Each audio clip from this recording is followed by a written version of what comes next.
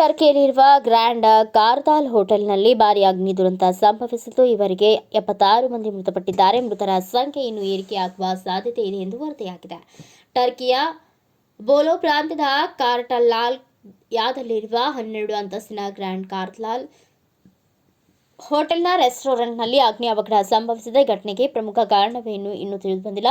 ಅಗ್ನಿಶಾಮಕ ಸಿಬ್ಬಂದಿಗಳು ಬೆಂಕಿ ನಂದಿಸಿದ್ದು ರಕ್ಷಣಾ ಕಾರ್ಯಾಚರಣೆ ಮುಂದುವರೆಸಿದ್ದಾರೆ. ಹೋಟೆಲ್ನಲ್ಲಿ ಸುಮಾರು 234 ಮಂದಿ ಇದ್ದರು. ಅವರಲ್ಲಿ ಇವರಿಗೆ 76 ಮಂದಿ ಸಾವನ್ನಪ್ಪಿದ್ದಾರೆ. 51ಕ್ಕೂ ಹೆಚ್ಚು ಮಂದಿಗೆ ಗಂಭೀರ ಗಾಯಗಳಾಗಿವೆ. ಗಾಯಾಳುಗಳನ್ನು ಆಸ್ಪತ್ರೆಗೆ ದಾಖಲಿಸಲಾಗಿದ್ದು ಚಿಕಿತ್ಸೆ ನೀಡಲಾಗುತ್ತಿದೆ ಎಂದು ವರದಿಯಾಗಿದೆ. ಅವಘಡದಿಂದಾಗಿ ಕಟ್ಟಡವು ಶಿಥಿಲಗೊಂಡಿದ್ದು ಕುಸಿದು ಬೀಳುವ ಸಾಧ್ಯತೆಯೂ ಇದೆ ಎಂದು ಅಧಿಕಾರಿಗಳು ಹೇಳಿದ್ದಾರೆ. ಹೋಟೆಲ್ನಲ್ಲಿದ್ದ ಎಲ್ಲರನ್ನ ಸ್ಥಳಾಂತರಿಸುತ್ತಿದ್ದಾರೆ.